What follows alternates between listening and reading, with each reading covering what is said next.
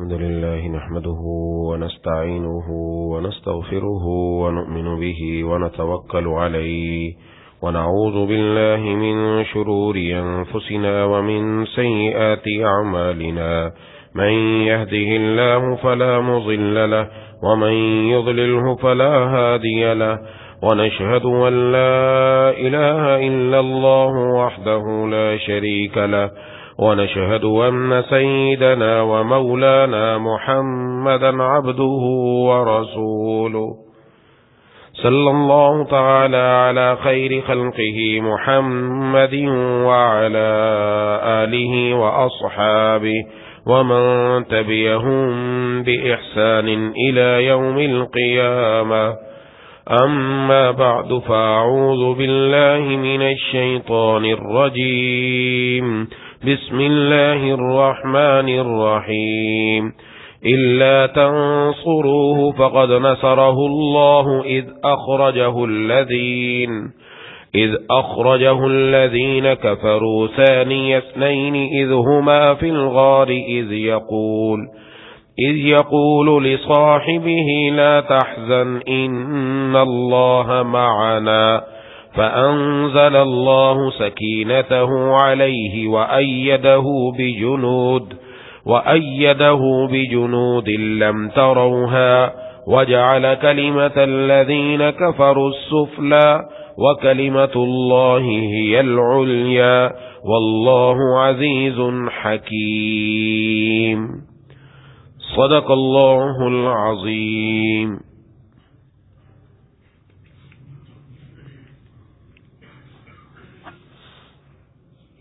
میرے دوستوں اور ساتھیوں،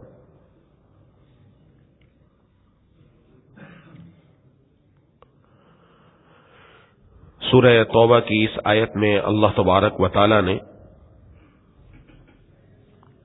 حضرت ابو بکر صدیق رضی اللہ تعالی عنہ کی صحابیت اور ان کی فضیلت بیان فرمائی ہے۔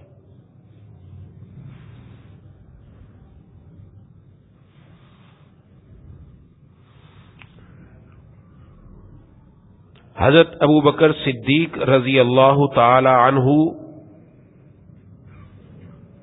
ان کا اصل نام عبداللہ تھا۔ آپ کے والد ابو قحافہ، ان کا نام عثمان تھا، اور آپ کی والدہ ام الخیر سلمہ کے نام سے مشہور تھی۔ ابو بکر میں یہ حضرت ابو بکر صدیق رضی اللہ تعالی عنہ کی کنیت ہے۔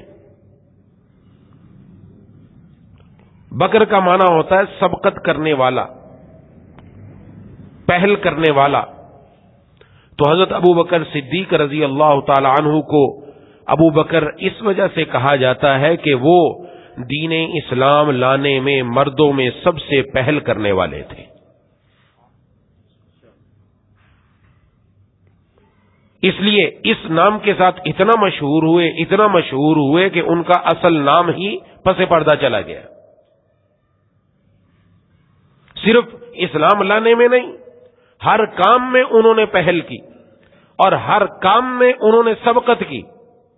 جناب نبی کریم صلی اللہ علیہ وسلم پر اپنا مال نچھاور کرنے میں اور اپنا گھرانہ نچھاور کرنے میں اور اپنی جان نچھاور کرنے میں سب سے اول تھے۔ صرف آپ ہی نہیں، آپ کا پورا گھرانہ۔ اس لیے آپ کو ابو بکر کہا جاتا ہے۔ پھر آپ کے لقب بہت سارے ہیں، ان میں ایک لقب صدیق بھی ہے، ایک لقب عتیق بھی ہے، ان کے بارے میں بھی عرض کر دوں گا۔ حضرت ابو بکر صدیق رضی اللہ تعالیٰ عنہ کے بارے میں اللہ تبارک و تعالی نے قرآن کریم میں فرمایا، تمام لوگوں کو مخاطب کر کے، کہ اگر تم نے ان کی مدد نہیں کی، یعنی رسول اللہ صلی اللہ علیہ وسلم کی اگر تم مدد نہ کرو گے تو فقد نصرہ اللہ، تو ان کی مدد اللہ نے فرمائی۔ کب فرمائی؟ اذ اخرجہ الذین کفروا، جبکہ ان کو کافروں نے مکہ سے نکالا. کون تھے یہ؟ ثانی اثنین، یہ دو آدمیوں میں سے دوسرے تھے. اذ ہما فی الغار، جب وہ دونوں غار میں تھے. اذ یقول لصاحبہ، اور جب وہ اپنے ساتھی سے کہہ رہے تھے لا تحزن، آپ غم نہ کریں، ان اللہ معنا، بے شک اللہ ہمارے ساتھ ہے. فانزل اللہ سکینتہ علیہ، اللہ تبارک و تعالی نے ان پر اپنی سکینت نازل فرمائی. وأیدہ بجنود لم تروہا، اور ان کی مدد کی ایسے لشکروں سے جس کو تم نے نہیں دیکھا. وجعل کلمۃ الذین کفروا السفلی، اور کافر لوگوں کا بول نیچا کر دکھایا. وکلمۃ اللہ ہی العلیٰ، اور بول تو اللہ ہی کا بالا ہے. واللہ عزیز حکیم، اور اللہ اقتدار کا بھی مالک ہے، حکمت کا بھی مالک ہے. محبوب کبریا خاتم الانبیاء سرکار دو عالم صلی اللہ علیہ وسلم کا جب ہجرت کرنے کا ارادہ ہوا، اس سے پہلے بہت سارے مسلمان مکہ سے ہجرت کر کے مدینہ جا چکے تھے، ایک ایک کر کے، دو دو کر کے، جس سے جیسے ہو سکا نکل سکا وہ نکلتا گیا. حضرت ابوبکر صدیق رضی اللہ تعالیٰ عنہ جناب نبی کریم صلی اللہ علیہ وسلم سے بار بار پوچھتے میں بھی چلا جاؤں؟ آپ فرماتے ٹھہر جاؤ ٹھہر جاؤ. جب بار بار پوچھنے پر آپ نے ان کو روکا تو حضرت ابوبکر صدیق رضی اللہ تعالی عنہ جناب نبی کریم صلی اللہ علیہ وسلم کے مزاج شناس تھے. کسی کا مزاج پہچاننا یہ بہت بڑی بات ہوتی ہے. حضور صلی اللہ علیہ وسلم کے چہرہ انور سے پہچان لیتے تھے آپ کیا چاہتے ہیں. تو آپ نے ان کو یہ نہیں کہا کہ میں ساتھ لے کر جاؤں گا، لیکن سمجھ گئے کہ مجھے حضور صلی اللہ علیہ وسلم کی رفاقت نصیب ہوگی. اس لیے 2 اونٹ پالنے شروع کیے اور ان کو خوب اچھا کھلایا تاکہ یہ ہجرت کے موقع پر یہ کام آئے. یہ پہلے سے ہی تیاری شروع ہو گئی. 2 اونٹ، ایک نہیں 2، اس لیے کہ حضور صلی اللہ علیہ وسلم بھی تشریف لے کر جائیں گے. اور جب حضور صلی اللہ علیہ وسلم کو اجازت ملی تو آپ صلی اللہ علیہ وسلم دوپہر کے وقت میں تشریف لائے. گھر میں آ کر کسی نے بتایا کہ آپ صلی اللہ علیہ وسلم تشریف لا رہے ہیں تو فوراً اٹھ کر بھاگے اور عرض کیا کہ میں حاضر ہو جاتا. تو آپ صلی اللہ علیہ وسلم نے فرمایا تنہائی چاہیے، تنہائی میں کچھ بات کرنی ہے. جب اندر گئے تو اندر آپ کی صاحبزادیاں ہی تھیں. تو حضرت ابوبکر صدیق رضی اللہ تعالی عنہ نے فرمایا کہ ان سے کسی قسم کی کوئی راز کی بات چھپی ہوئی نہیں ہے، ان پر بھی اعتماد ہے. صرف حضرت ابوبکر صدیق رضی اللہ تعالی عنہ پر نہیں، پورے گھرانے پر اعتماد ہے. اور یہ کون سا موقع تھا؟ یہ وہ موقع تھا جب قریش حضور صلی اللہ علیہ وسلم کو نعوذ باللہ قتل کرنے کے لیے میٹنگ بلا چکے تھے. اس لیے اس رات آپ کے گھر کا محاصرہ کیا گیا، آپ کو قتل کرنے کے لیے نعوذ باللہ. اس سے سمجھنا چاہیے کہ ایسے نازک موقع پر انتخاب کس کا ہوا؟ حضرت ابوبکر صدیق رضی اللہ تعالی عنہ کا. یہ بتلاتا ہے کہ حضرت ابوبکر صدیق رضی اللہ تعالی عنہ مخلص، نہ صرف مخلص صحابی بلکہ حضور صلی اللہ علیہ وسلم کے سچے عاشق اور وفادار تھے. یہ بتاتا ہے، یہ قرآن کریم نے اس لیے واضح کی ہے ساری بات کو. تو پھر رات کے وقت نکلے حضرت ابوبکر صدیق رضی اللہ تعالیٰ عنہ بھی اور جناب نبی کریم صلی اللہ علیہ وسلم بھی. یہاں پر اللہ تبارک و تعالی نے فرمایا ثانی اثنین، دو میں سے دوسرے قوم تھے. ایک آپ صلی اللہ علیہ وسلم تھے اور ایک حضرت ابوبکر صدیق رضی اللہ تعالیٰ عنہ تھے. اس لیے یہ ان کا لقب پڑ گیا ثانی.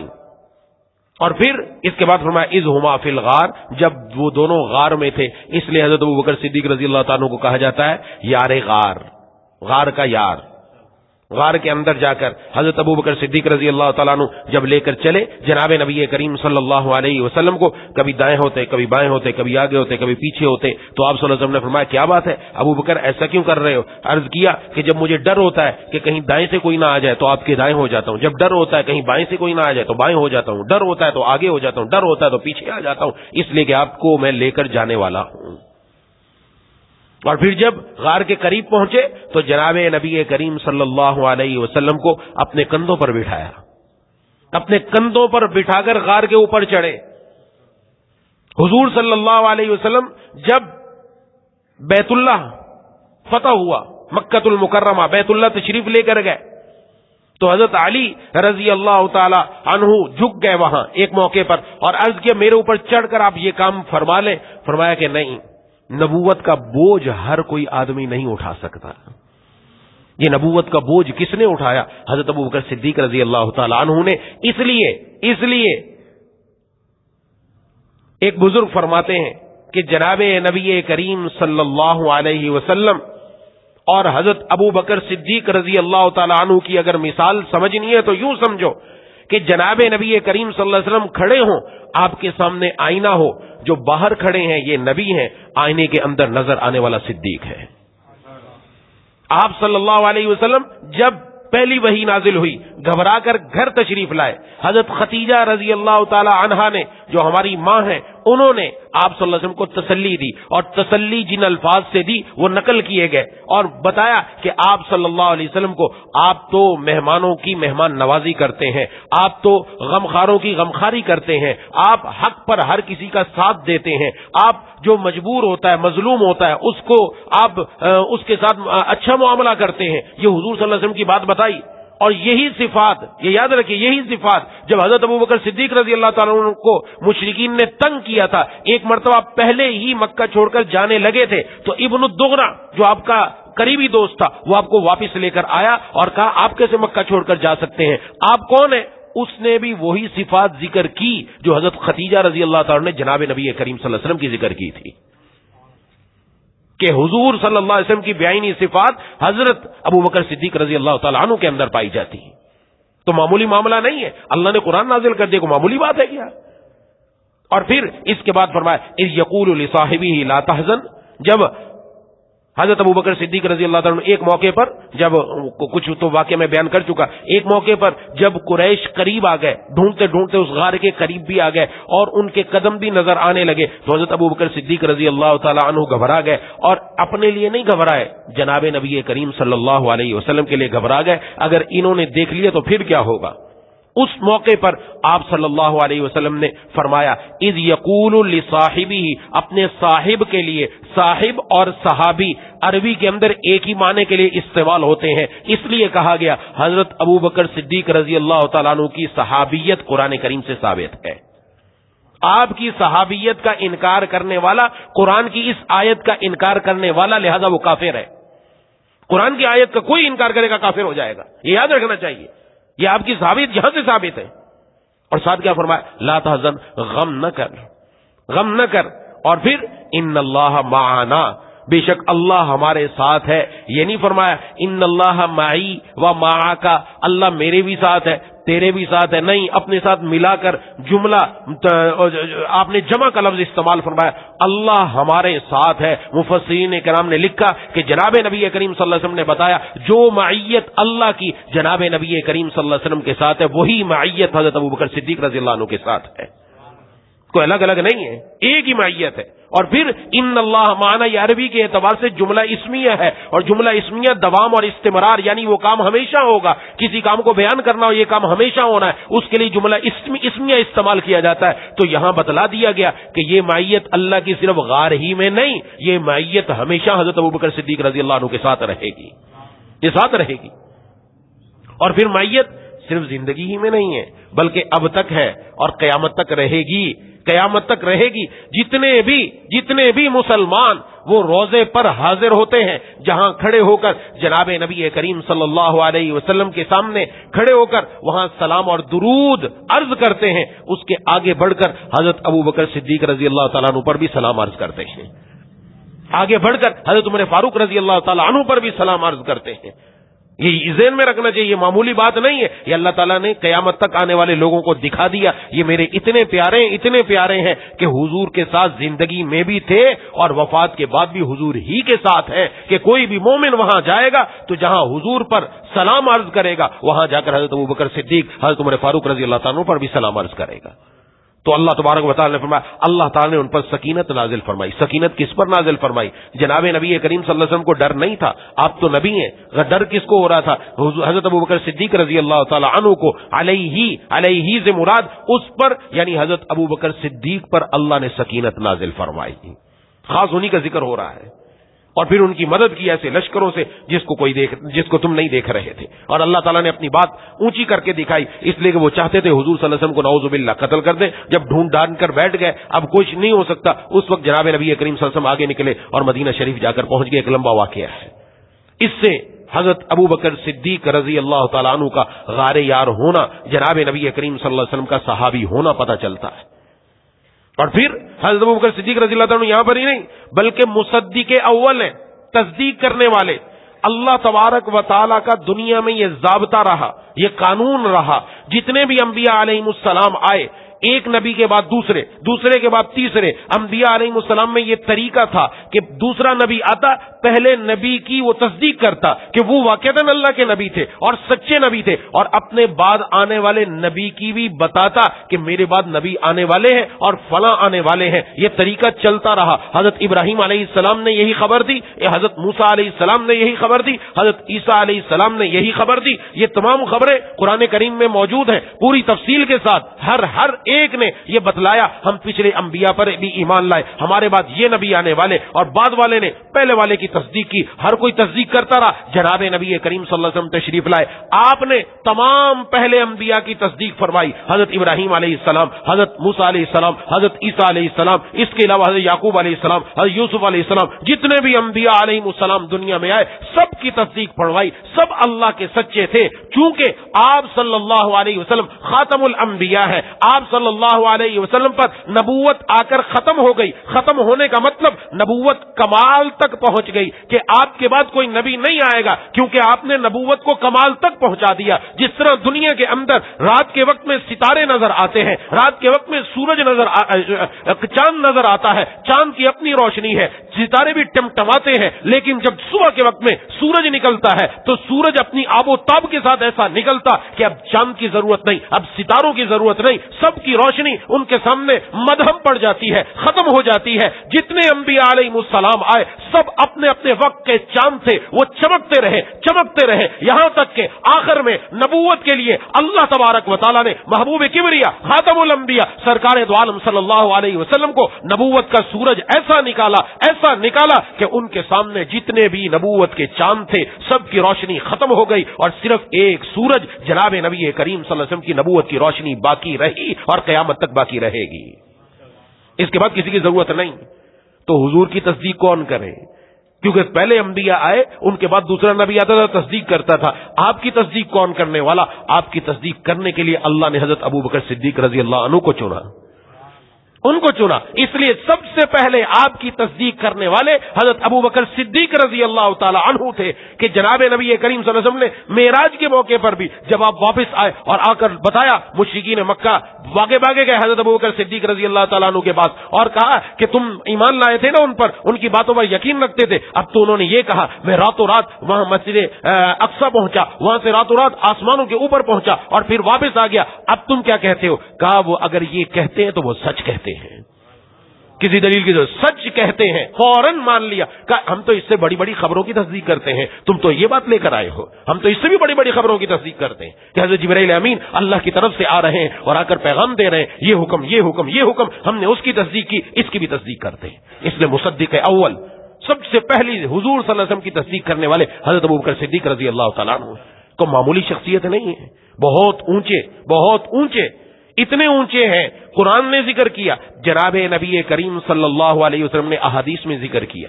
اگر صرف آپ کی احادیث کو جمع کیا جائے، آپ کی جو آپ کی فضیلت میں آئی اور صرف جس میں آپ کا نام لیا گیا، اب نام لینے کی بات کر رہا ہوں، نام لینے کی بات ہے، اگر نام والی احادیث جمع کی جائے 181 احادیث ہیں جو صرف آپ کا نام لے کر آپ کی فضیلت بیان کی، 181۔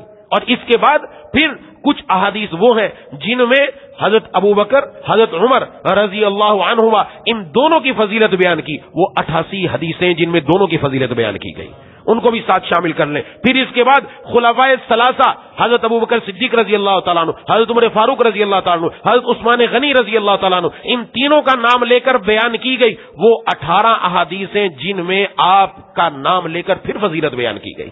اس کے بعد مزید دیکھیں جہاں خلفائے اربعہ، اس کے علاوہ دیگر صحابہ کرام، مختلف صحابہ کرام کا بتایا، ان میں حضرت ابو بکر رضی اللہ تعالیٰ عنہ کا نام بھی آیا، وہ احادیث 14 ہیں۔ ان سب کو شامل کریں تو تقریباً یہ 316 احادیث بنتی ہیں جن میں حضرت ابو بکر صدیق رضی اللہ تعالیٰ عنہ کی فضیلت آئی ہے۔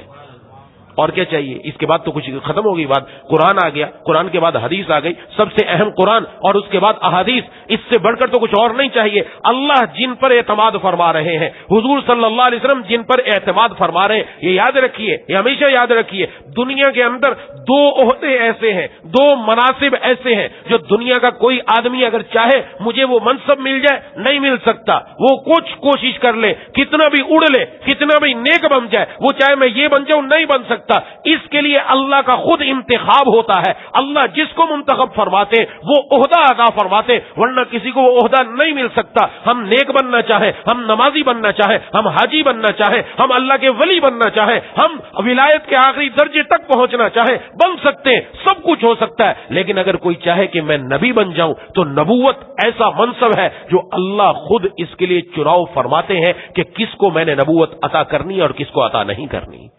یہ اللہ خود چناؤ فرماتے ہیں. اس لیے مشرکین نے اور اس کے علاوہ کفار نے جب اللہ تبارک و تعالی نے کسی نبی کو بھیجا, کہا اس کو کیوں بھیج دیا, ہم میں سے کوئی ہوتا, تو اللہ تعالیٰ فرماتے ہیں اچھا اب تم فیصلہ کرو گے کون نبی بنے گا کون نبی نہیں بنے گا. یہ فیصلہ تو ہمارا ہوتا ہے, ہم کریں گے کہ نبی کون ہوگا, نبوت کے لیے کون اس کا حقدار ہے. نبوت نمبر دو, نبی کے بعد ان نبی کے یاروں کا انتخاب, صحابہ کرام رضوان اللہ مجمعین کا انتخاب, یہ بھی اللہ تعالی کی ذات خود فرماتی ہے. اس کے اندر کسی کا اپنا حصہ نہیں ہے کہ میں بن جاؤں صحابی, نہیں بن سکتا. کوئی لاکھ چاہے صحابی بننا نہیں بن سکتا. صحابیت کا شرف بھی اسی کو ملا جس کو اللہ نے چنا, اور ان تمام صحابہ کرام میں ہر صحابی پھول ہے, ہر پھول کی اپنی خوشبو ہے, اور ان سب میں گلاب کے پھول کی خوشبو ہی الگ ہے, وہ حضرت ابوبکر صدیق رضی اللہ تعالیٰ عنہ ہے, جن کو اللہ تعالیٰ نے یہ درجہ عطا فرمایا, جن کا چناؤ ہوا, جن پر حضور صلی اللہ علیہ وسلم نے اعتماد فرمایا. پہلے اللہ تعالیٰ نے چناؤ کیا, حضور نے اعتماد فرمایا, اور یہ صرف 2-4 لمحے کے لیے نہیں, ہمیشہ آپ کے ساتھ رہے, ہمیشہ آپ کے ساتھ رہے. سفر کے بھی ساتھی, حضر کے بھی ساتھی, تنگی کے بھی ساتھی, آسانی کے بھی ساتھی. جہاں جہاں آپ صلی اللہ علیہ وسلم ہے, حضرات صحابہ اکرام رضوان اللہ مجمعین فرماتے ہم یوں کہتے تھے, حضور گئے, حضور کے ساتھ ابو بکر بھی گئے, عمر بھی گئے, حضور آئے, ان کے ساتھ ابو بکر بھی آئے, عمر بھی آئے رضی اللہ عنہما. کا حضور نے فلاں کام کیا, ان کے ساتھ ہم ذکر کرتے تھے, ابو بکر نے بھی کیا, عمر نے بھی کیا, ساتھ ساتھ دونوں کا تذکرہ چلتا تھا, کسی ایک کا تذکرہ نہیں ہے. لیکن افسوس تو یہ ہے کہ آج ہمارے مسلمان ساتھی, ہمارے مسلمان بھائی, وہ غیروں کی باتوں کے اندر آ کر قرآن کریم کو یہ پس پش ڈال دیتے ہیں. پہلے بھی عرض کر چکا, یہ حضرات قرآنی شخصیات ہے, حضرات صحابہ کرام کی شخصیات قرآنی شخصیات ہے, تاریخی نہیں. یاد رکھیے گا, تاریخی نہیں کہ تاریخ سے ہم نکالیں تاریخ میں یہ لکھا ہے, تاریخ میں وہ لکھا ہے. تاریخ کس نے لکھی؟ تاریخ کس نے لکھی؟ وہ انسانوں نے لکھی, اس کے اندر غلطی ممکن ہے, تو تاریخی کا اعتبار نہیں. تاریخ جب قرآن کے مقابلے میں آئے گی, تاریخ کو ایک طرف رکھ دیا جائے گا, حدیث کو اپنے سامنے رکھا جائے گا, اور اللہ تبارک و تعالیٰ کی کتاب کو سامنے رکھا جائے گا. اب یہ حضرات جب قرآنی شخصیات ہیں تو تعارف پوچھنا ہے حضرات صحابہ کرام کا, تعارف پوچھنا ہے خلفائے راشدین کا, تعارف پوچھنا ہے کسی بھی صحابی کا. قرآن کھولو, قرآن بتائے گا صحابہ کون ہے, ان کی فضیلت کیا ہے, اللہ تبارک و تعالیٰ نے کیا کیا. ان سب کے لیے اللہ تعالیٰ نے قرآن کریم میں ارشاد فرما دیا, انبیاء علیہ السلام کی محنت صرف عقل پر نہیں ہوتی, انبیاء علیہ السلام نے جو محنت کی ہے وہ دل پر کی ہے. یاد رکھیے گا, آج پوری دنیا, پوری یونیورسٹیاں, کالج, اسکول, یہ جتنے بھی ہیں, یہ سب کے سب عقل پر محنت کر رہے ہیں, یہ سب کے سب دماغ پر محنت کر رہے ہیں, دل پر کوئی محنت نہیں کر رہا. دل پر محنت حضور نے کی, اور حضور کے بعد حضور کے نقش قدم پر چلنے والے جتنے اولیاء اللہ, جتنے دین پر چلنے والے, انہوں نے دل پر محنت کی. اس لیے قرآن میں اللہ نے فرمایا, اللہ نے ان کے دلوں کا امتحان لے لیا, دلوں کا امتحان لیا. یہ نہیں کہا جسم کا امتحان لیا, نمازوں کا امتحان لیا, قرآن کا امتحان لیا, ان کے دماغوں کا امتحان لیا. نہیں, فرمایا اللہ نے ان کے دلوں کا امتحان لیا, اور دلوں کے امتحان میں یہ سارے کے سارے کامیاب ہو گئے. دل کا امتحان اللہ لے رہے, اور اللہ فرما رہے ہم نے لیا اور کامیاب ہو گئے. تو اس کے بعد تو باقی بات ہی نہیں رہ گئی. پھر تو کسی مسلمان کے لیے انگلی رکھنے کی گنجائش ہی نہیں کہ وہ یہاں انگلی رکھ سکے. کہ کسی صحابہ, ہم تو یوں کہتے, حضرت ابوبکر صدیق رضی اللہ تعالیٰ تو بہت اونچے, ان کا درجہ تو بہت اونچا, اتنا اونچا ہے کہ ہمارا جتنے بھی مسلمان اور جتنے بھی عقائد والے سب کا اس پر اتفاق ہے کہ انبیاء علیہ السلام کے بعد اگر کوئی بزرگ ترین ہستی ہے تو حضرت ابوبکر صدیق رضی اللہ تعالیٰ عنہ کی ہے, کیونکہ یہ سب سے پہلے جنت میں جانے والے. حدیث شریف میں جناب نبی کریم صلی اللہ علیہ وسلم نے ایک مرتبہ ارشاد فرمایا, فرمایا میرے پاس جبرائیل امین آئے اور مجھے میرا ہاتھ پکڑا اور فرمایا کہ میں آپ کو جنت دکھاتا ہوں جس میں آپ کی امت داخل ہوگی. یہ حضرت حضور صلی اللہ علیہ وسلم نے صحابہ کو بتایا جن میں حضرت ابو بکر رضی اللہ تعالیٰ عنہ بھی موجود تھے. تو حضرت ابو بکر رضی اللہ تعالیٰ عنہ نے عرض کیا اے اللہ کے رسول صلی اللہ علیہ وسلم میں پسند کرتا ہوں میں آپ کے ساتھ ہوں. کیا اور کوئی بات نہیں کی, میں آپ کے ساتھ ہوں, میں یہ پسند کرتا تھا میں آپ کے ساتھ ہوتا, میں بھی جنت کو دیکھتا کہ جنت کیسی ہے. حضور نے فرمایا اے ابو بکر سب سے پہلے جنت میں سے میری امت میں جو داخل ہوگا وہ تم ہو. سب سے پہلا انسان جنت میں داخل ہونے والا حضور صلی اللہ علیہ وسلم کے ساتھ ثانی دوسرے, یہ تو پہلے عرض کر چکا جنت میں جانے والے حضور اول, ثانی حضرت ابو بکر صدیق رضی اللہ تعالیٰ عنہ. ایک موقع پر حضرت ابو ہریرہ رضی اللہ تعالیٰ عنہ سے روایت ہے, بخاری شریف میں روایت موجود ہے, فرمایا کہ ہم بیٹھے ہوئے تھے, ایک آدمی اپنی گائے کو لے کر جا رہا تھا, گائے اور بیل کو, رستے میں تھک گیا, جب تھکا تو وہ اس کے اوپر بیٹھ گیا تو گائے کہنے لگی, وہ بیل بولنے لگا کہ مجھے تو اس کے لیے پیدا نہیں کیا گیا کہ میرے اوپر سوار ہو, مجھے تو اس لیے پیدا کیا گیا کہ میرے ذریعے کھیتی کی جائے. لوگوں نے کہا سبحان اللہ, گائے بھی گفتگو کرتی ہے, تو رسول اللہ صلی اللہ علیہ وسلم نے فرمایا یاد رکھنے کی بات ہے, فرمایا میں اس پر ایمان لاتا ہوں, ابو بکر بھی ایمان لاتے ہیں, عمر بھی ایمان لاتے ہیں. حضور نے تذکرہ کیا, حضرت ابو بکر موجود نہیں ہے, حدیث شریف میں ہے حضرت ابو بکر بھی موجود نہیں, حضرت عمر بھی موجود نہیں, ان کی غیر موجودگی میں رسول اللہ صلی اللہ علیہ وسلم نے اپنے ساتھ کس کو شامل کیا, حضرت ابو بکر کو شامل کیا, حضرت عمر فاروق رضی اللہ تعالی عنہما ان دونوں کو شامل کیا کہ میں اس پر ایمان لاتا ہوں, اور ان کو بھی پتا چلا وہ بھی اس پر ایمان لائیں گے کہ یہ جانور بول سکتا ہے, جب اللہ تبارک و تعالی اس کو یہ زبان عطا فرما دے یہ بھی بات کر سکتا ہے. ایک مرتبہ نہیں, دوسری مرتبہ پھر فرمایا کہ ایک اور آدمی وہ بکریاں لے کر جا رہا تھا, تو ان میں سے ایک بکری کو بھیڑیے نے اٹھا لیا, تو ایک بندہ بھاگتا ہوا گیا جس کی بکری تھی, اس نے اس کو اس کی چنگل سے چھڑا لیا. تو بکری نے, اس بھیڑیے نے کہا کہ یہ تو درندوں کی خوراک ہے, تو نے اس کو کیوں چھڑایا, ہاں اس کا تو کوئی چرواہا نہیں تھا میرے علاوہ. تو لوگوں نے کہا سبحان اللہ, بھیڑیا بھی بولتا ہے. حضور صلی اللہ علیہ وسلم نے فرمایا میں بھی ایمان لایا, ابو بکر بھی ایمان لائے, عمر بھی اس پر ایمان لائے. یہ آپ صلی اللہ علیہ وسلم کا ان حضرات پر یہ اعتماد ہے. جس پر حضور کا اعتماد ہو اس پر کون انگلی اٹھائے بھائی, اس پر کوئی انگلی اٹھا نہیں سکتا. اس لیے میں پہلے بھی بارہا عرض کرتا رہا, اب بھی عرض کر رہا ہوں, آج ہمارے ایمان پر حملہ ہو رہا ہے, ہمارے ایمان پر. اعمال پر تو حملہ ہو چکا, اعمال سے ہمیں دور کرنے والے میں کامیاب ہو چکے کہ آج امت پورے اعمال پر نہیں ہے, اب ایمان پر حملہ ہے کہ اپنے ساتھ قبر میں ایمان لے کر نہ جائے. اور اس ایمان پر حملے کے لیے انہوں نے چنا ہے ہماری مقدس ہستیوں کو, ان مقدس اور بزرگ ترین ہستیوں کو کہ جن کے اوپر کوئی گفتگو نہیں کر سکتا. انبیاء علیہم السلام نعوذ باللہ ان کی شان میں گستاخیاں, اور اس کے بعد حضرات صحابہ کرام رضوان اللہ علیہم اجمعین کہ جن میں سے ایک صحابی سے ہم تک ایمان پہنچا, ہم تک حدیثیں پہنچی, ان کو نعوذ باللہ اگر نکال دیں اور ان کو ایمان کی فہرست سے نعوذ باللہ نکال دیں اور ان کے اوپر کفر کا حکم لگا دیں نعوذ باللہ, تو ایمان تو ہم تک آ ہی نہیں سکتا, قرآن تو ہم تک آ ہی نہیں سکتا, یہ تو سارا کا سارا وہی ختم ہو جائے گا. اس لیے انہوں نے ان شخصیات کے اوپر آ کر اعتراض کرنا شروع کیا. اللہ تبارک و تعالی نے اسی وجہ سے قرآن کریم میں 3 لوگوں کا دفاع کیا. وہ 3 واسطے جن کے ذریعے قرآن ہم تک پہنچا, جن کے ذریعے دین ہم تک پہنچا, وہ 3 واسطے تھے. سب سے پہلا واسطہ حضرت جبرائیل امین, ان کے ذریعے قرآن نازل ہوا جناب نبی کریم صلی اللہ علیہ وسلم کے قلب مبارک پر. دوسرے حضور صلی اللہ علیہ وسلم. تیسرا واسطہ حضرات صحابہ کرام رضوان اللہ علیہ مجمعین. یہ 3 واسطے ہیں, ان میں سے کسی ایک پر بھی اگر انگلی اٹھا دی گئی, کسی ایک پر بھی اعتراض کر دیا گیا, دین کبھی پورا ہم تک نہیں پہنچ سکتا. نعوذ باللہ جبرائیل امین کو نکال دو تو قرآن حضور تک کیسے پہنچے گا, حضور صلی اللہ علیہ وسلم کو بیچ میں سے کاٹ دو نعوذ باللہ تو حضرات صحابہ کرام تک دین کیسے پہنچے گا. اور اگر حضرات صحابہ کرام کو نکال دیا تو حضور تک تو دین پہنچا, وہاں سے آگے امت تک پہنچانے والے کون لوگ تھے, ان تک کیسے پہنچے گا. اس لیے اللہ نے قرآن کریم میں حضور کا بھی دفاع فرمایا, حضرت جبرائیل امین کا بھی دفاع فرمایا, اور حضرات صحابہ کرام رضوان اللہ اجمعین کا بھی دفاع فرمایا. اس لیے میں نے عرض کیا یہ نبوت اور صحابیت یہ دونوں وہ چیزیں ہیں کہ جن کے اوپر کوئی گفتگو نہیں کر سکتا. یہ ایسا منصب ہے جو صرف اللہ تبارک و تعالی ہی چناؤ فرما سکتے ہیں. دنیا کا کوئی انسان اس کے اندر شامل نہیں ہو سکتا. کوئی کچھ کر لے. ابو جہل بھی تو موجود تھا اور بھی کئی موجود تھے. حضور صلی اللہ علیہ وسلم کو دیکھا انہوں نے, لیکن ہر کوئی صحابی نہیں بن سکا. صحابی وہی بنا جو اللہ تبارک و تعالی نے جن کا چناؤ فرمایا.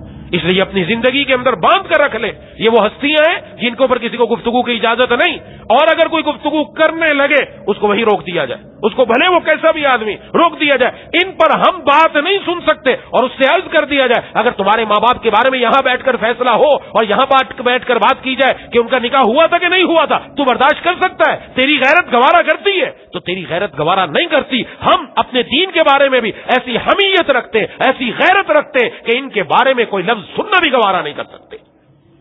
یہ ایمان ہونا چاہیے اپنا, ورنہ وہی بات ہوگی جو پہلے بھی عرض کر چکا کہ پھر ہمارے کان مانوس ہوتے چلے جائیں گے. اور آج یہی کوشش کی جا رہی ہے. حضرت مولانا عتیق الرحمان, مفتی عتیق الرحمان شہید رحمت اللہ علیہ, نام سنا ہوگا آپ نے. حضرت بہت ہی نیک اللہ تبارک و تعالی نے چناؤ فرمایا تھا. ان کا بھی بڑے نیک انسان تھے. جس دوران یہ پڑھ رہے تھے ان کے ایک ساتھی نے ایک گالی نکالی. ان کو گالی نہیں نکالی, کسی اور کو گالی نکالی. اس سے قطع تعلق کر لیا, بات کرنا چھوڑ دی کہ میں تجھ سے آج کے بعد بات نہیں کروں گا. کیوں؟ فرمایا اس لیے کہ تو نے میرے سامنے جو گالی نکالی نا, میرے کان مانوس ہو گئے اس سے. اب اس کے بعد جب سنیں گے میرے دل میں وہ والی بات نہیں آئے گی جو پہلے آنی تھی. وہ والی بات ختم ہو گئی. اس کو جب بار بار انسان سنتا ہے تو اس کے دل کے اندر کسی چیز کی جو برائی ہے وہ برائی نکل جاتی ہے. اور آج ایسے ہی ہوا. ہمارے اندر گناہ اتنے عام کیے گئے, آج اس کی برائی نکل چکی. وہی کام جو پہلے لوگ چھپ کر کیا کرتے تھے آج ماں باپ کے سامنے کرتے ہیں, بلکہ ماں باپ کے ساتھ بیٹھ کر کرتے ہیں. جو کچھ میڈیا پر آ رہا ہے وہ کوئی بھی حیا اور شرافت والا انسان دیکھنا گوارا نہیں کر سکتا. آج گھر میں بیٹھ کر پورا مجمع اس کو دیکھ رہا ہے. کیا کیا لباس ہے, کیا کیا ان کے جسم کی کیفیت ہے, یہ سب کو معلوم. آج ہمارے اندر سے اس کی جو نفرت ہے وہ نکالتے چلے گئے. اور یہی کام اب یہاں کیا جا رہا ہے. حضرات صحابہ کرام رضوان اللہ مجمعین کے بارے میں نعوذ باللہ ایسے جملے بولو, ایسی بات کرو کہ ان کے کان اس سے بھی مانوس ہونا شروع ہو جائے. نعوذ باللہ.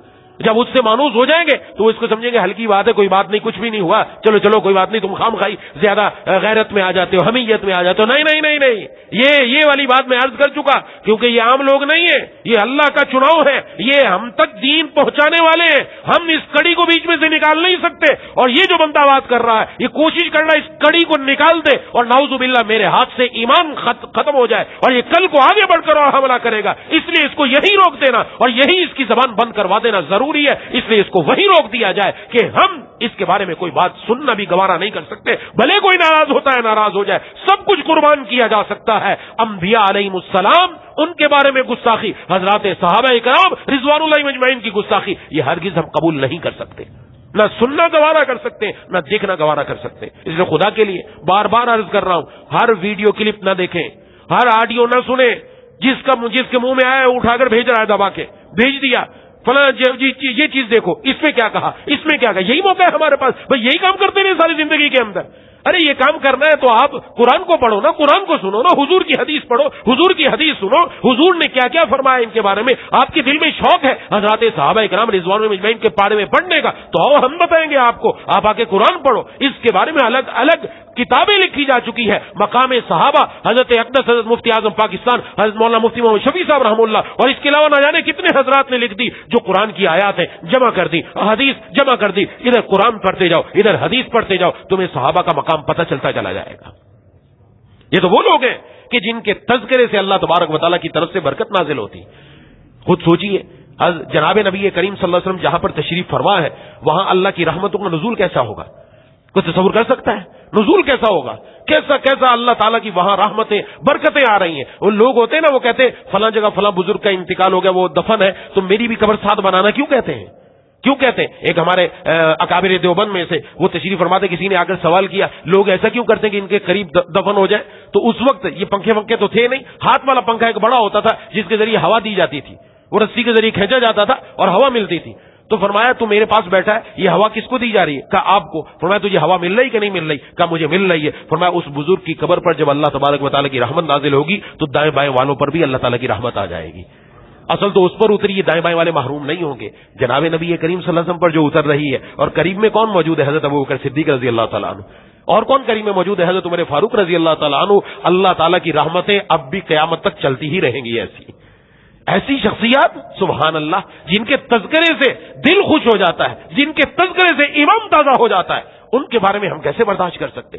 ہرگز برداشت نہیں کریں. یاد رکھیں، خود بھی سمجھیں، اپنی اولاد کے دلوں میں حضرت ابوبکر صدیق رضی اللہ تعالیٰ عنہ کی اور چاروں خلفائے راشدین کی نام بھی یاد کراؤ، ان کی محبت بھی ڈالو، سب صحابہ کی محبت ان کے دلوں میں پیدا کر دو کہ بیٹا اس کے بارے میں کوئی کمپرومائز نہیں ہوگا، اس کے بارے میں کبھی کوئی گفتگو نہیں ہوگی، کوئی غلط گفتگو نہیں ہوگی. اچھی گفتگو تو خوب سے خوب کریں گے ہم، تاکہ ہمارے ایمان میں مسلسل تازگی ملتی رہے.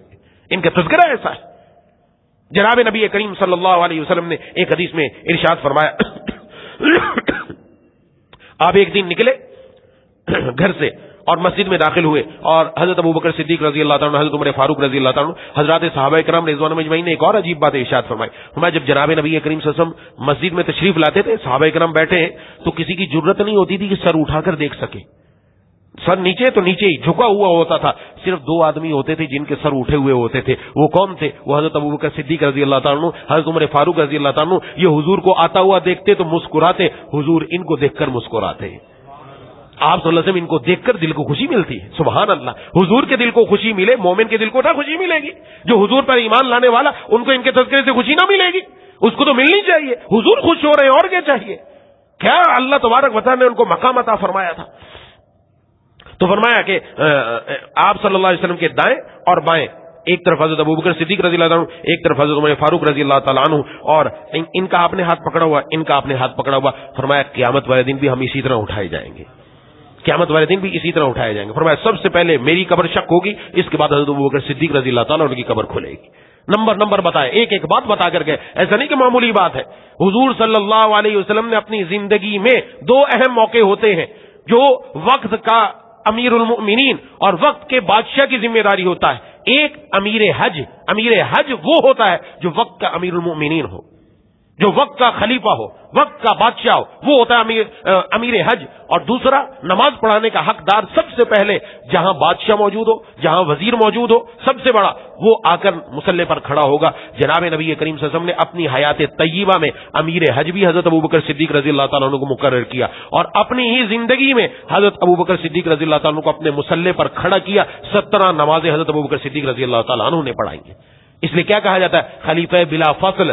بلا فصل کا معنی بغیر جدائی کے. حضور کے بعد سب سے پہلے جو خلیفہ بنے وہ حضرت ابوبکر صدیق رضی اللہ تعالیٰ عنہ بنے، اس لیے کہ حضور بتلا کر چلے گئے. اور یہاں بھی ثانیت نہیں، یہاں بھی بعض مفسرین نے یہ نقطہ بیان کیا ہے. فرمایا بادشاہ کا جو نائب ہوتا ہے وہ خلیفہ ہوتا ہے. یہاں دوسرے نمبر پر فرمایا دوسرا تو خلیفہ ہی ہوگا، کوئی تیسرا نہیں ہو سکتا. اس لیے حضور کے بعد دوسرے نمبر پر خود ہی حضرت ابوبکر صدیق رضی اللہ تعالیٰ عنہ کو متعین کر دیا گیا قرآن کریم میں بھی کہ خلیفہ بنیں گے تو حضرت ابوبکر صدیق رضی اللہ تعالیٰ عنہ بنیں گے. سب صحابہ نے اجماع کیا اس کے اوپر.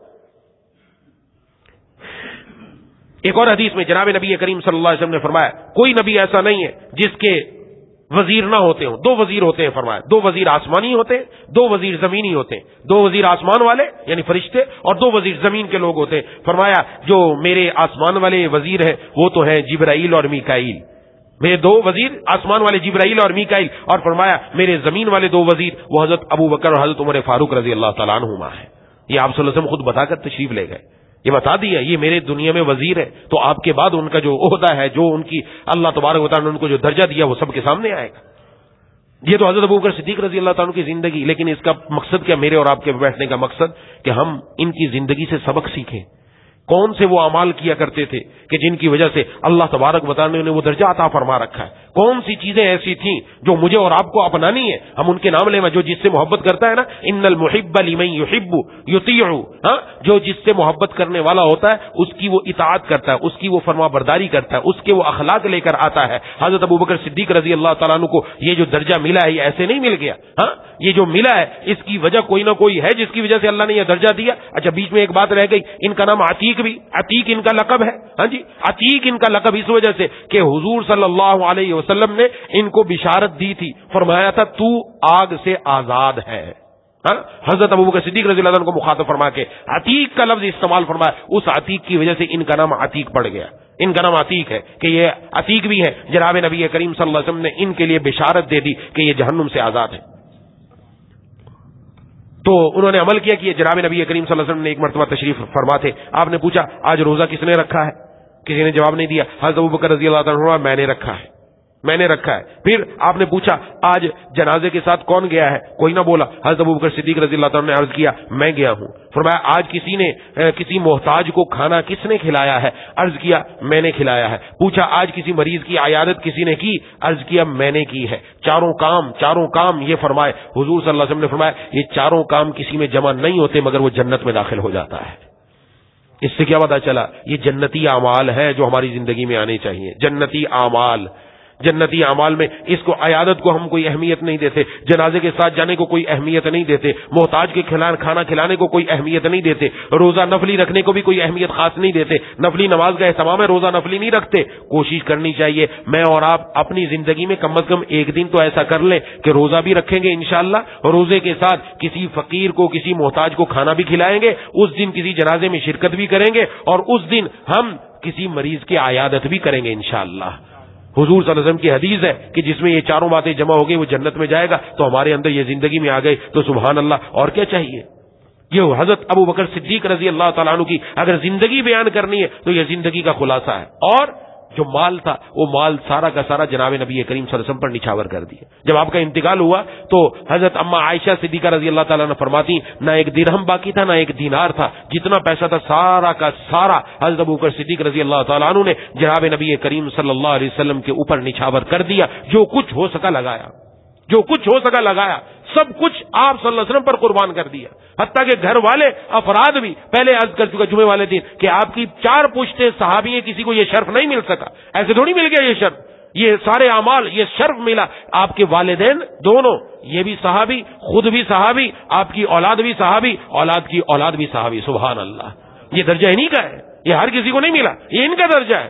تو جو اتنے درجے والا ہے تو پھر اس کا مقام کیا ہوگا خود ہی سمجھ لینا چاہیے. اب جو کوئی بھونکے گا اور جو کوئی اپنی بدباطنیت کی وجہ سے، اپنی دل کی خرابی کی وجہ سے نعوذ باللہ کچھ تھوکنے کی کوشش کرے گا، تھوک اسی کے منہ پر آئے گا. وہ ان کی ذات اونچی ہے اور اونچی رہے گی. میری اور آپ کی ذمہ داری ہے ان کی محبت اپنے دلوں میں کیسے پیدا کریں. صرف نام لینے سے پیدا نہیں ہوگی، کام کرنے سے پیدا ہوگی. یاد رکھیں حضور صلی اللہ علیہ وسلم کی محبت بھی صرف نام لینے سے نہیں کہ میں عاشق رسول ہوں، میں سچا عاشق رسول ہوں. نہ میرا ہر عمل بتائے میں حضور صلی اللہ علیہ وسلم کی سنت پر چل رہا ہوں. جب ان کے طریقے پر چلنے والا ہو جاؤں گا میرا عمل گواہی دے گا حضور کی یقیناً میرے دل میں محبت ہے. اور یہی وہ چیز ہے حضور کی محبت کو بڑھائے گی اور بڑھائے گی اور بڑھائے گی. اور یہی حضرات خلفائے راشدین ان کے اعمال اپنے اندر اپنے بچوں کے اندر ان کو بتایا جائے یہ حضرات کیسے کیسے زندگیاں گزارتے تھے. حضرت ابو بکر صدیق رضی اللہ تعالیٰ عنہ حالت کفر میں بھی جب اسلام نہیں لائے کسی بت کے سامنے سجدہ کبھی نہیں کیا، کسی بت کے سامنے سجدہ نہیں کیا. یہ انبیاء علیہ السلام کی صفات ہوتی ہیں. کبھی کسی سے زنا تک نہیں کیا، یہ ان کی صفت ہے، یہ معمولی بات نہیں. اور کبھی زندگی میں شراب کو بھی منہ نہیں لگایا. یہ 3 وہ چیزیں تھی جو عام تھی. حضور صلی اللہ علیہ وسلم جب تشریف لائے عام تھی یہ چیزیں، لیکن اس دور کے اندر رہتے ہوئے بھی اپنی جوانی اس طرح گزاری. کیوں؟ انتخاب ہو چکا تھا حضور صلی اللہ علیہ وسلم کے لیے. انتخاب ہو گیا نا، تو میں اور آپ اپنی زندگی ایسے کیوں نہ گزاریں جی. جن کا ہم نام لیتے ہیں ہم بھی یہی کوشش کریں گے. انہوں نے اپنی زندگی جس طرح گزاری ہم بھی ویسے گزار کر دکھائیں گے انشاءاللہ. اپنے اندر قدم قدم آگے بڑھے، ایک ایک قدم آگے بڑھے، تبھی تو فائدہ ہے کہ حضور صلی اللہ علیہ وسلم نے حضرت ابو بکر صدیق رضی اللہ تعالیٰ عنہ ایک ایک عمل میں اتباع کی. آپ صلی اللہ علیہ وسلم نے ارشاد فرمایا کہ جس کی شلوار اوپر سے آنے والا لباس اس نے ٹخنے کو چھپا دیا یہ حصہ جہنم میں جلے گا. عرض کیا اللہ کے رسول صلی اللہ علیہ وسلم میں کوشش تو کرتا ہوں لیکن میری جسم کی بناوٹ ایسی ہے کہ میں جب تک اس کو تھام کے نہ رکھوں تب تک وہ اوپر نہیں رہے گی، کبھی ڈھلک جاتی ہے. الفاظ پر غور کیجئے گا، اگر عربی کے الفاظ دیکھیں تو اس میں آپ کو یہی ترجمہ ملے گا. فرمایا ڈھلک جاتی ہے، ایسا نہیں کہ میں احترام سے نیچے کرتا ہوں، ڈھلک جاتی ہے. حضور نے کیا فرمایا؟ فرمایا اے ابو بکر تم ان میں سے نہیں ہو جن کے اندر تکبر ہوتا ہے. حضور کی زبان نبوت سے نکلا ہے کہ تکبر بھی نہیں ہے، تواضع، عاجزی انتہا کی ہے، انتہا کی عاجزی. حضرت عمر فاروق رضی اللہ تعالیٰ عنہ کے ساتھ ایک مرتبہ مزاج کے اختلاف کی وجہ سے کوئی بات ہو گئی. حضرت عمر فاروق رضی اللہ عنہ ناراض ہو گئے. حضور صلی اللہ علیہ حضرت ابو بکر صدیق رضی اللہ عنہ بڑی منانے کی کوشش کی، مان جاؤ. نہیں مانے, واپس آ گئے. حضور صلی اللہ علیہ وسلم نے دیکھا آج حضرت ابوبکر صدیق رضی اللہ تعالیٰ عنہ کا چہرہ اترا ہوا ہے. کہا کیا بات ہے؟ کہ یہ بات ہوئی ہے اور عمر مان نہیں رہے, آپ سفارش کر دیں. سبحان اللہ, کیا بات ہے. ایک مرتبہ مہمانوں کو گھر بھیجا کہ جا کر گھر والوں کو پیغام بھیجا کھانا کھلا دو. گھر میں آئے, خود دیر ہو گئی, جب پہنچے تو پوچھا کہ مہمانوں نے کھانا کھلا لیا؟ کہا نہیں کھلایا. جو ان کے بیٹے وہ کہتے ہیں چھپ کر گھس گیا کہیں, ابا ماریں گے مجھے کہ کھانا کیوں نہیں کھلایا؟ کیونکہ مہمانوں نے کہا تھا, قسم کھا لی کہ ہم تب تک کھانا نہیں کھائیں گے جب تک حضرت ابوبکر صدیق رضی اللہ عنہ نہیں آئیں گے, اس لیے انہوں نے کھانا نہیں کھایا. تو حضرت ابوبکر صدیق رضی اللہ عنہ قسم کھا لی میں بھی آج کھانا نہیں کھاؤں گا جب تک مہمان کھانا نہیں کھائیں گے. قسم کھا لی. قسم کھانے کے بعد تو بتایا, انہوں نے بھی قسم کھا رکھی کہ ہم کھانا نہیں کھائیں گے. ہمارا لاؤ لاؤ کھانا, شیطان بیچ میں آ رہا ہے, کھانا لایا اور کھانا ان کے ساتھ بیٹھ کر کھایا, اپنی قسم کو توڑ دیا. سبحان اللہ. کون ایسا؟ ایسی تواضع ہے, عاجزی, اپنی بات کو نیچا کر دیا, کوئی مسئلہ نہیں ہے کوئی. اور ہم چھوٹی چھوٹی باتوں پر میں کیوں پیچھے ہٹوں, میں کیوں پیچھے ہٹوں, میں کیوں پیچھے جاؤں, یہ حالت. اور حضور صلی اللہ علیہ وسلم نے اس وقت ارشاد فرمایا تھا, فرمایا تم سب نے مجھے جھٹلایا, تم سب نے مجھے جھٹلایا, اور ایک تھا جس نے میری تصدیق کی, وہ ابو بکر تھا رضی اللہ تعالیٰ عنہ. اس لیے کہا گیا مصدق اول ہے. سب نے, میں نے آ کر دعوت دی تھی دین کی اور دین کی طرف بلایا تھا, سب نے انکار کیا. ایک تصدیق کرنے والا تھا اور صرف وہ ایک کون تھا, وہ حضرت ابوبکر صدیق رضی اللہ تعالیٰ عنہ تھے. یہ معمولی معاملہ نہیں ہے. اس لیے ان باتوں کو اپنے ذہنوں میں بھی رکھنا ہے, اپنی اولاد تک بھی پہنچانا ہے, گھر والوں تک بھی پہنچانا ہے, ان کو بھی بتانا. ان کو کون بتائے گا دین, ان کو ہم ہی بتائیں گے. ہم سمجھتے ہماری ذمہ داری اتنی ہے کہ جی بیگم کو شاپنگ کے لیے بھی لے کر چلا گیا, فلانی جگہ بھی لے کر چلا گیا, فلانی جگہ بھی لے کر چلا گیا. پوچھو کیوں لے کر گیا؟ کہ جی میری ذمہ داری ہے, شوہر ہوں تو ذمہ داری اتنی ہے کہ دنیا کی فکر کر لو, دین کی فکر نہیں کرنی. ان کی دین کی فکر کرنی وہ میری اور آپ کی ذمہ داری ہے. ان کو ایسے ماحول میں لے کر جاؤ جہاں وہ دین کی بات سنے, قرآن کی بات سنے. کیا ہم نے ان کو کبھی تبلیغ میں بھیجا؟ کیا ہم نے ان کو کبھی وہاں درس کے لیے سننے کے لیے بھیجا؟ کبھی ان کو بھیجا اپنی بچیوں کو, جاؤ بیٹا تم قرآن کریم کی تفسیر پڑھ کر آؤ, تم قرآن کریم سمجھ کر آؤ, تم ترجمہ پڑھ کر آؤ. بھیجیں گے تو ان بیچاریوں کو پتہ چلے گا, ان کو کیسے پتہ چلے گا؟ ہمارے لیے تو ہزار موقع, ان بیچاریوں کے لیے تو کوئی موقع نہیں ہے. ان کو بھی بتانا ہے جا کر, جو ہم نے سنا وہ ان کو پہنچائے, ان کے دلوں میں مضبوط کرے. کیونکہ ماں ہی ہے گھر کی, گھر کے اندر ماں ہے سب سے پہلی تربیت گاہ. اس کا اگر ذہن بن گیا, ہر بچہ ایسا نکلے گا جو حضور سے محبت کرنے والا اور حضرات صحابہ کرام اور خلفائے راشدین پر اپنی جان نچھاور کرنے والا ہوگا.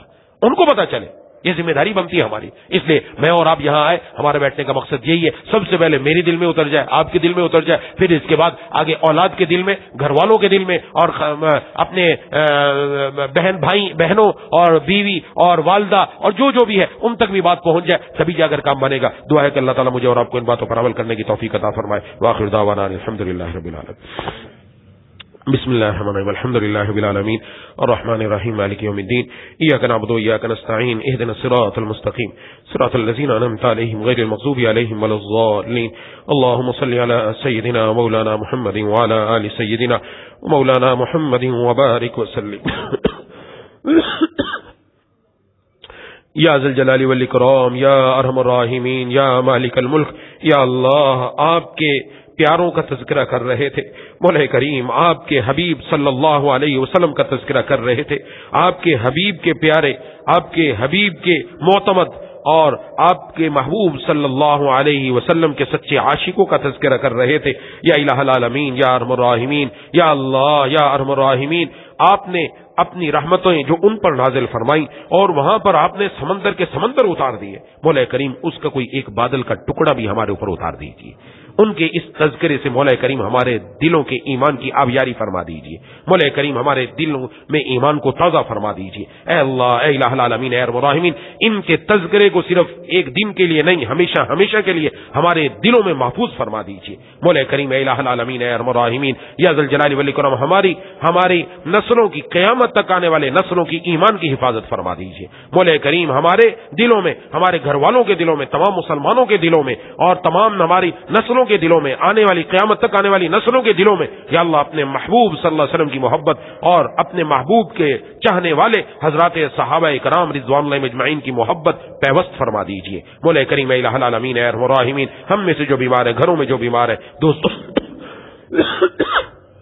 دوستو احباب میں جو بیمار ہے, جنہوں نے بیماروں کے لیے دعا کے لیے کہا, کہنا چاہتے تھے نہیں کہہ سکے, امید رکھتے ہیں پیغام پہنچانا نہ پہنچ سکا, مولا کریم الہ العالمین یا ذی الجلال والاکرام سب کو مکمل پہلے سے بہتر صحت عطا فرما دی. جتنے ہمارے عزیز و اقربا دنیا سے جا چکے سب کی قبر کو نور سے منور فرما دی. مولا کریم الہ العالمین ہم سب کو یا اللہ اور تمام مسلمانوں کو بار بار یا اللہ بیت اللہ کی حاضری اور مسجد نبوی میں اپنے محبوب صلی اللہ علیہ وسلم کے روز مبارک پر حاضری نصیب فرما دیجیے. مولا کریم الہ العالمین یا ذی الجلال والاکرام ہم سب کے دلوں میں اپنی اشد محبت عطا فرما دیجیے. یا الہ الجلال والاکرام ریا سے، نفاق سے یا الہ العالمین ہم سب کی حفاظت فرما دیجیے. مولا کریم ہمارے دائیں بائیں اوپر نیچے سامنے پیچھے ہر طرف یا اللہ نور پیدا فرما دیجیے. ہم سب کو سراپا نور بنا دیجیے. اے الہ العالمین، اے ارحم الراحمین یا ذی الجلال والاکرام قرآن کریم سے اپنا مضبوطی سے رشتہ جوڑنے کی توفیق عطا فرما. یا اللہ احادیث کے ساتھ بھی اپنا مضبوطی سے رشتہ جوڑنے کی توفیق عطا فرما. یہ بھی توفیق عطا فرما جو ہم اپنا وقت ضائع کرتے ہیں دائیں بائیں کی باتوں کے اندر مختلف کلپس دیکھ کر. یا اللہ ان اوقات کو قرآن سے جڑنے کی، قرآن کو پڑھنے کی، قرآن کو سمجھنے کی، اسی طرح احادیث کو پڑھنے کی، احادیث کو سمجھنے کی، اس کے ساتھ تعلق رکھنے کی توفیق عطا فرما دیجیے. ربنا تقبل منا انک انت السمیع العلیم وتب علینا انک انت التواب الرحیم. صلی اللہ تعالی علی خیر خلق محمد وعلی آلہ وصحبہ اجمعین برحمتک یا ارحم الراحمین آمین یا رب العالمین.